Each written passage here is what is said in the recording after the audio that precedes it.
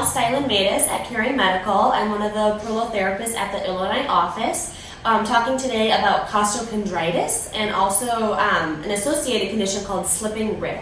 So most people have maybe heard of costochondritis and when they hear it, they might think of, oh, I know someone that had that, or I was diagnosed with that as like a rib pain that might kind of start in the back, kind of radiate maybe around the front of the ribs.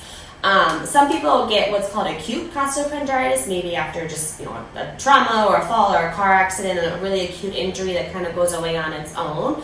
But there's actually like a whole group of people that say, I've had costochondritis for years, or mine keeps coming back. Well, that doesn't really make sense. We got to figure out why. And oftentimes, those patients that were maybe told that they have this recurring costochondritis actually have a condition called slipping rib syndrome, which, like the name implies, is really when your rib slips out of place.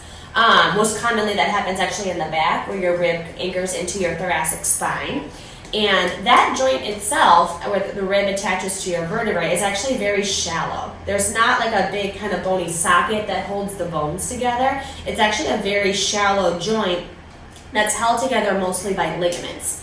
So if someone had a car accident or a trauma, or maybe they have hypermobility and it was just kind of a smaller rib injury, and those ligaments get injured, like you think about like stretched out, kind of like a rubber band, well, that's that joint's whole support. So if you've got all these loose ligaments around there, what'll happen is that bone might just kind of repeatedly, or that rib might just repeatedly slip out of place, hence the diagnosis slipping rib syndrome. Typically, patients that have this condition, they'll get pain maybe even in the muscles between the ribs that might radiate kind of through the front.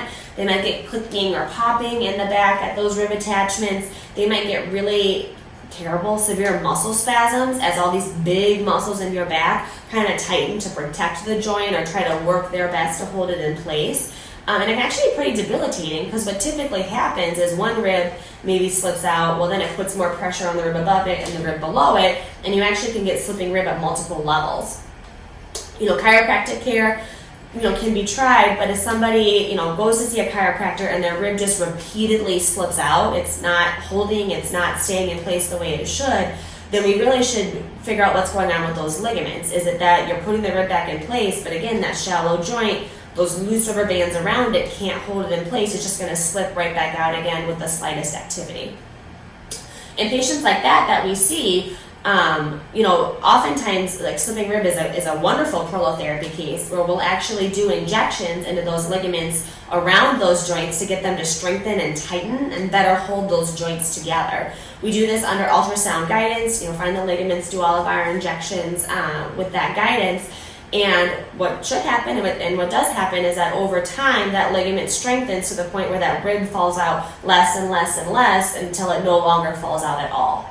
Oftentimes in those patients, we have them actually wear some kind of brace or thoracic kind of vest brace, just because the ribs are a little bit more unique than maybe other joints of our body, in that they're under a lot of stress every day just with breathing. It's easy for me to say, hey, don't run on your knee, that's too much force, but we gotta breathe every day. So oftentimes a brace or some kind of support helps just to kind of support that joint while it heals. The amount of treatments of prolotherapy needed for slipping rib is actually mostly correlated to the amount of times maybe that rib slips out or how severe the case is. In a very mild case, we may see somebody 4 or 5 times for that condition. And we've had patients that have come in where their rib pops out 20 times a day. Well, those patients may actually need treatments kind of scheduled sooner together, or maybe more total treatments than that.